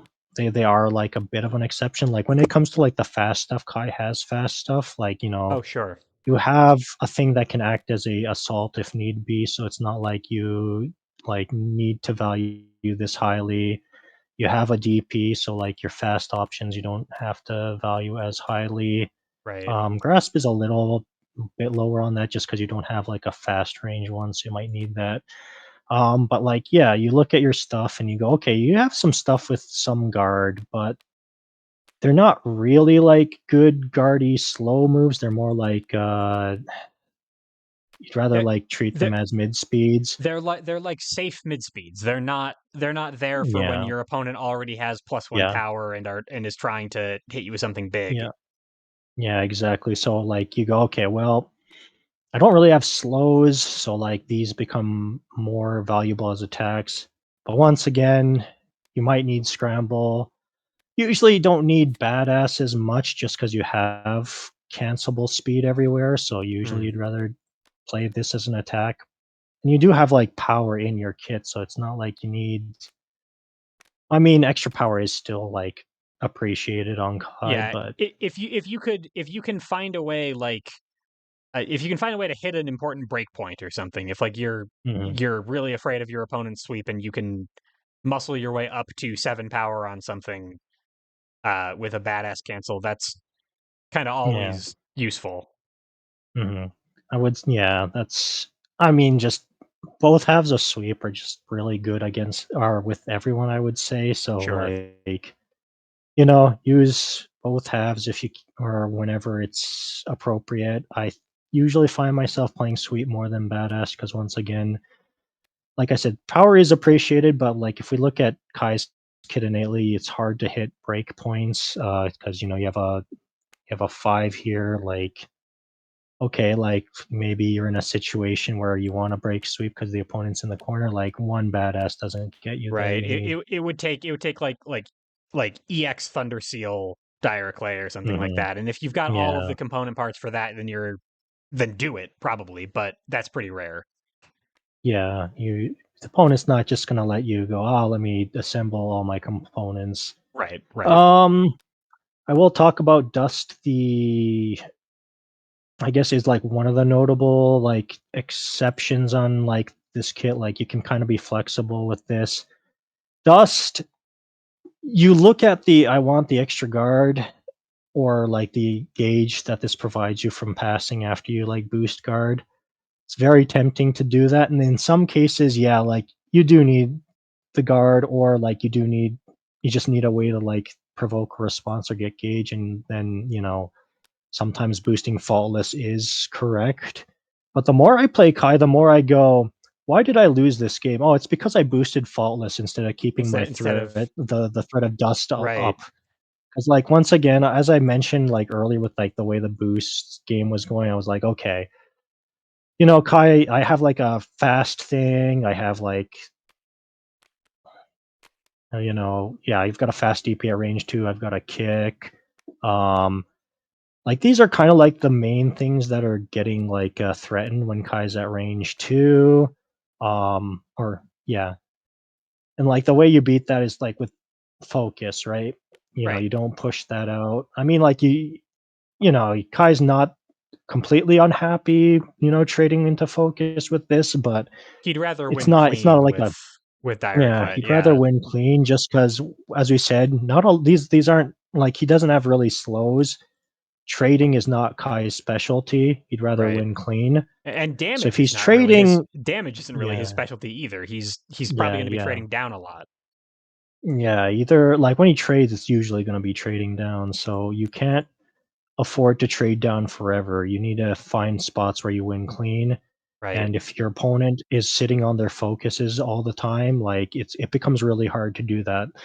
One of the like worst situations I find with Kai is like we've entered the late game and I just don't have an answer to focus. And like I'm just sitting there going, "Oh man, we're gonna trade and I'm gonna die to like focus on the crackback or whatever." Right. That's why like the more I play Kai, the more I go, you know what? I probably just want Dust live all the time Right. just And because, you're it's what like you can once again like you want I guess it's these two that are like the most important, but like against zoners this becomes less good because you're pushing them out, which makes Dust even more important as like a threatening option. And right, the right. yeah, And to your another point, like without dust, as soon as you don't have it, you really start to miss it because now all of the stuff that you're doing at range 2 it suddenly becomes really, really vulnerable to some of your opponent's slows. Like exactly. Direclett is great, but Focus stuffs it quite well, trades up on it. Um, you get your card draw, but you did not win clean, and you kind of do need to win clean. So dust is Mhm. there as sort of like the third piece of that triangle. Correct. That makes sense. Yeah. So, I would say as a Kai player, hold your dusts close to your chest unless, your opponent is playing someone else is they're either playing Anji or they're playing someone outside the season and they're going, "Ah, yes, let me just read your Oh, dust they'll real I'll quick." read you. But, Sure, that makes sense. yeah. But, once again, this is all matchups, this is all character specifics interactions, but, like, the key takeaway here is, like, you know, you do need to win a few clean strikes, and the best way to do that is either to have the threat of dust live or, like, set up a dust combo, like, if you're like, "Oh, my dusts are down," like, no amount of canceling moving back is gonna make your opponent fear you. Right, sure. Like, okay, like, what's the worst that's gonna happen? Like, they cross out, like, okay, I crossed out, I took 3, that's not the end of the world. I'm gonna threaten stun edge, baby. Yeah, I mean, like, against Three more certain characters, damage. that's useful, but Right, they'll usually like, if your opponent is like, "Oh, I'm gonna, like, get in close and brawl with you," like, they'll right. usually just go, "Okay, you crossed out, time to Time walk to run in or walk something. back." Yeah. Yeah. Now crossing out into ride the lightning or sacred edge might be a little bit different, but Yeah. in general, I definitely see your point that dust fills that void. Mhm. All right. So now, Bana, I want to try to freestyle something with you here, and I Yeah. apologize if it's a bad idea and I'm putting you on the spot. You can absolutely say no to this. But first of all, I tend to ask at the end of the lesson about counterplay, and Mhm. I feel like given what you've been saying this whole time about Kai, that he does things he's the counterplay character. He's doing things that is Yeah. a so like counterplaying Kai is just running your own character's game plan better than he can deal with Correct, it, that is right? essentially what you're doing. Yeah. If you're playing, like, where's Zangief again? Like, if you're Zangief, you're not going, "Oh man, Kai's, like, doing his stuff, what do I do?" No, you just go, "Alright, You I'm gonna keep running in a range 1, yeah. and I'm gonna make you answer that." In order to Obviously, as a Zangief player, you have to keep in mind that Kai will always be incentivized to go, "I will boost, I will do this." So you wanna, like, right, anticipate that and go, "Alright, he's not gonna be at range 1, he's gonna be at range 2. What can I do to make sure that, like, when he moves to range 2, I have a response or a way to try and establish where I'm at again?" That is, like, the one thing you wanna keep in mind as in terms of Kai counterplay is, yeah, you're better off just trying to run your situation, but, you also wanna go to the next level of, "Okay, Kai's gonna counterplay me. What, like, should expect that, he's gonna move to a spot that I obviously don't want him to be. right. Do I have to just give up that, situation and try again next turn, or can I sculpt my hand in such a way that I can, punish that attempt and then really run my offense?" So in order to beat Kai as Zangief, you need to be a better Zangief than he is a Kai, basically. Yeah, yeah, that And is, like, the short answer to that. and in order to beat anyone as Kai, you need to be a better Kai than their character is their character. Mm, Is how you that evaluate all this once stuff. again, that's the short answer to Yeah. that, yes. I mentioned that I wanted to freestyle something, and it seems like we can kind of cut the counterplay conversation short because that is sort of Mm, what you do. I was wondering if we could pull another character really quick, just somebody that you're familiar with for like a matchup with Kai, and just talk briefly, again, for new players especially, about the mindset that you would go through of evaluating how your cards would change in a matchup. So like if we yeah, just pulled a random alright. character really quick and we say like, you know what, Vapor Thrust is useless here. Holy Orders is amazing, and here's why. Just just a couple of cards to go through Mhm. the mindset a little bit. And you The can mindset, I think, well, let's see, I'm gonna try and pull out Soul. I'm not sure, like, if he will be the best, example for this, yeah, sure. but I mean, like, he is the he is like the other like He he's beginner character that he's he's the in the demo set. yeah, odds are if you are a new player playing another new player, there's a decent chance you're gonna be playing these Yeah, too. So let's talk a little bit about how this works. Here, do you want me to pull the references yeah. actually? Um, yeah, you Just might as well just pull so a we can get soul all reference. 8 really quick, or 9 Yeah, here. Yeah, let's get out of here, Ryu. We have a new Shoto in town.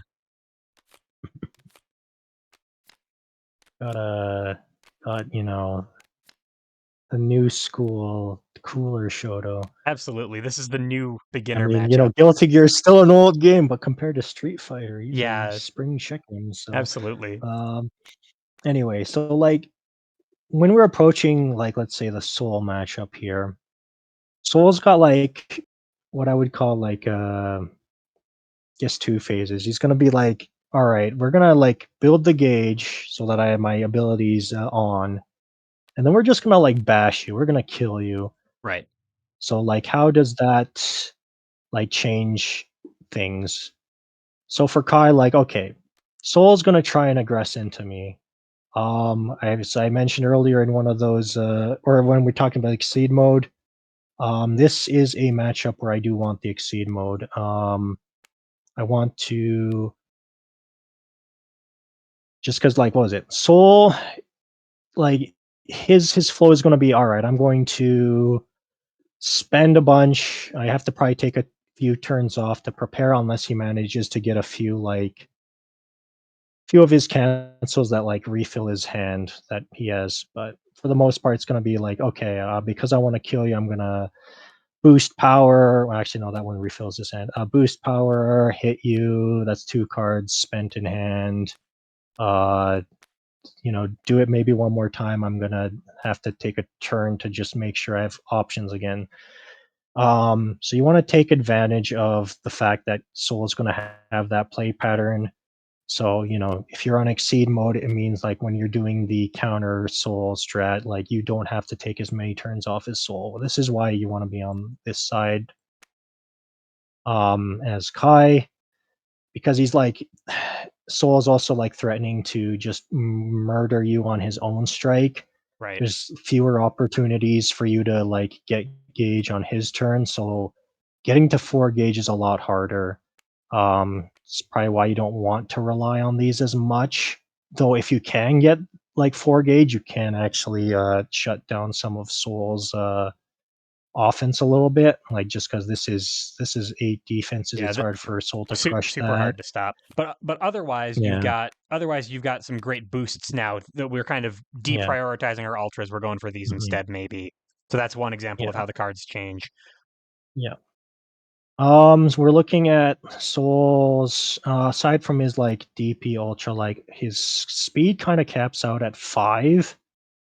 Right, Which means right. like I'm seeing five, okay, five, 3, 2, 3, 3, 4.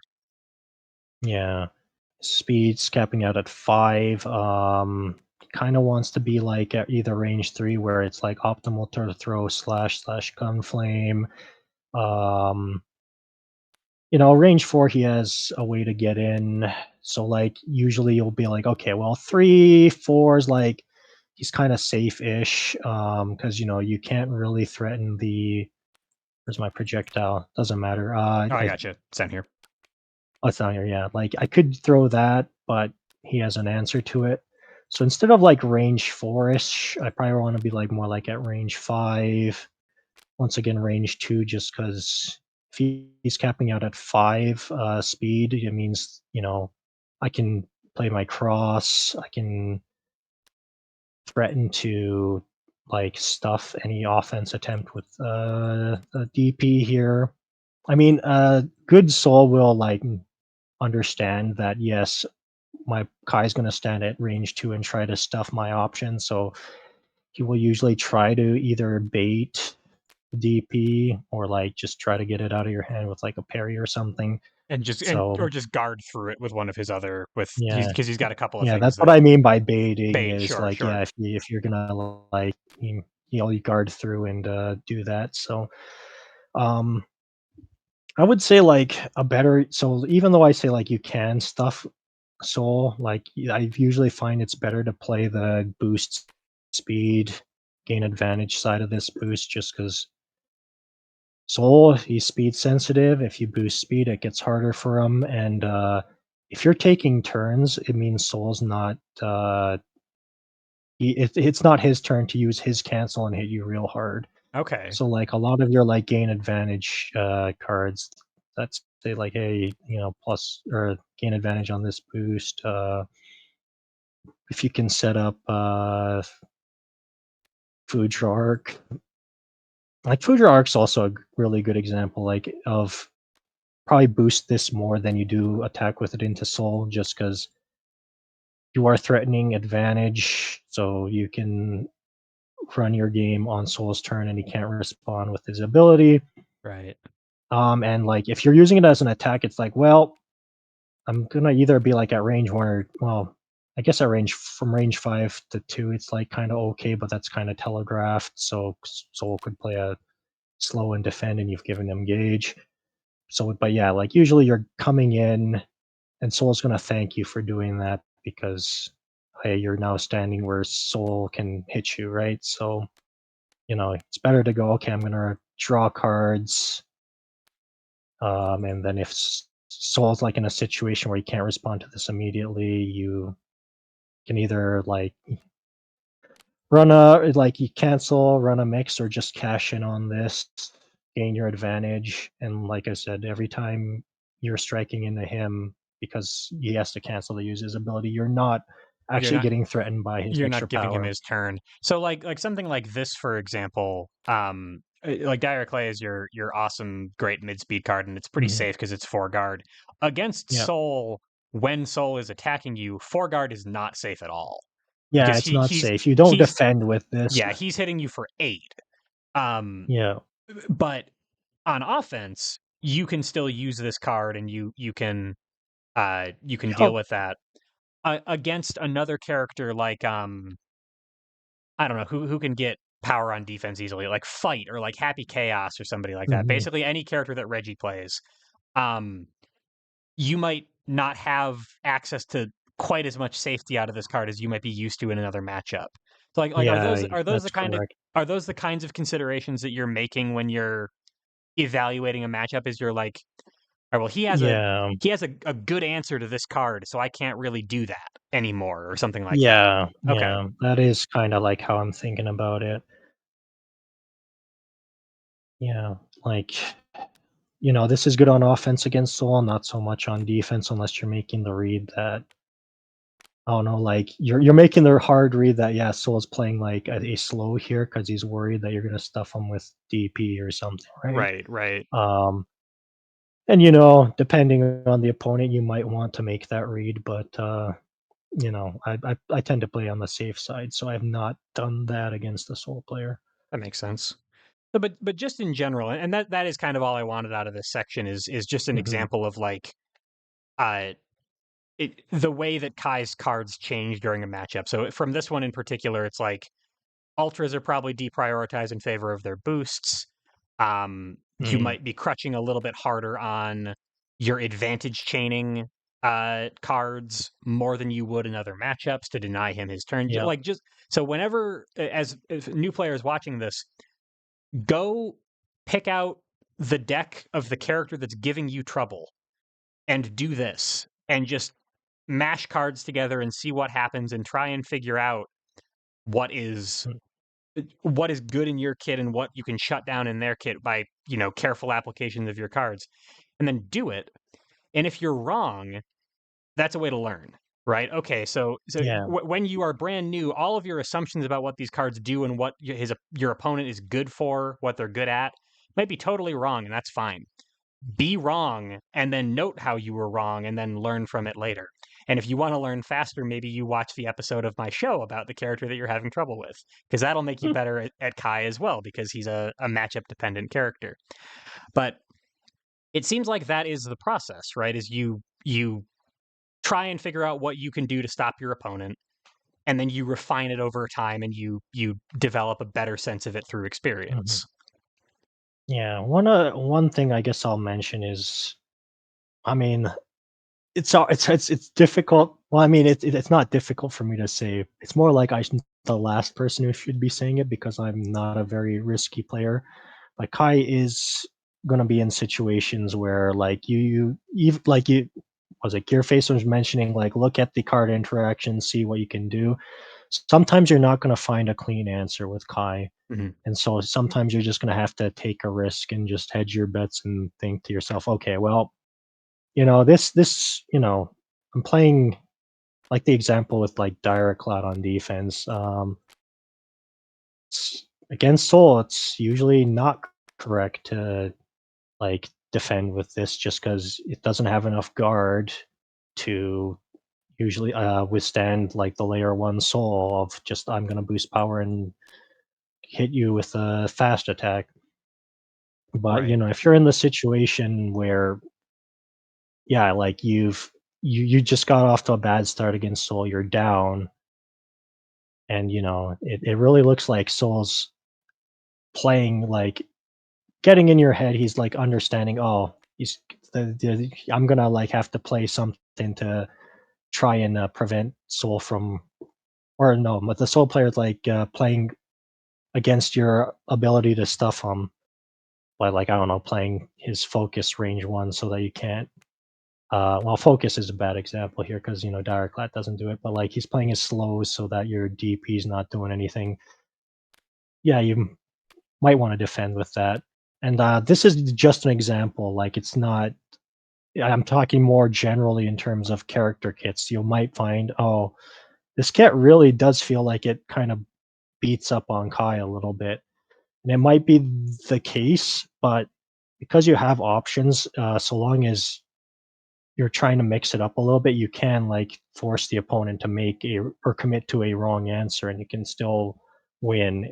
It's Right. just going to be a lot more risky, and it's not as guaranteed. Right. But there's going to be situations and matchups where you kind of have to do that. Right. And you can mitigate some of that risk by standing at ranges where the opponent isn't as Hmm. good, by tracking discard order and or by tracking what's been discarded, what options are down on their side, and reevaluating Hmm. your deck composition versus theirs over the course of the game, pitching cards that you don't need now that the answers now that the threats that they're Hmm. answering are no longer there. This is all just like this is Exceed stuff. This is not Kai stuff Yeah, necessarily, but that's what Kai has is a really strong ability to use Exceed fundamentals. It seems like. yeah, yeah. He very much. I don't want to say takes advantage of the engine, but he's built for the engine of Exceed. So. Okay, that's a good way to put it. Well, nice. Bana, anything else that you want to mention about Kai, or should we wrap it up here? I feel like I've covered basically everything I wanted to with Kai, in terms of a general overview. Like I said, the real like expansive Kai guide, Is which I will is never write because it it I don't have the time to play yeah, infinite number of it's games, would it's have been it's like, going here's over the here. priority list. Yeah. Yeah, it And like would be like, hey, what's the priority list of cards in this matchup, and how do you? yeah, for all Yeah, 121 characters in Exceed, because you got to cover the yeah. Kai mirror too, obviously. Um, Yes, yes. so basically, the definitive Kai guide is XS Exceed, the show that you are currently on. So you are making the guide. Yeah, yeah. Bana is the Watch secret. watch yeah, yeah, well, you gotta watch every episode of Yeah, Gearface's show. you need to We should subscribe. we should really just call rename this show the Kai Strategy Yeah, Guide. the Kai guide, exactly. So when Yeah, yeah. eventually when my loyal viewers here have watched all 240 plus hours of content that this guide will eventually be, then they'll know how to play Kai. They'll know, yeah. Yep, finally. Then you'll know. Yep, Finally. yep. And then maybe I can rest. All right, people. Bana, thank you so much as always. It was a pleasure talking to you. It was a pleasure learning from you. I always appreciate your time and your expertise. Mhm. And viewers at home, hope you enjoyed it. Hope you learned something. If you're new, welcome. Welcome to the Exceed community. I hope you stay. I hope you enjoy the game. Pick up Kai. Pick up anybody else you think is cool. Always good people to talk to. Good people to play against. I will see you all for the next one. Goodbye, everybody.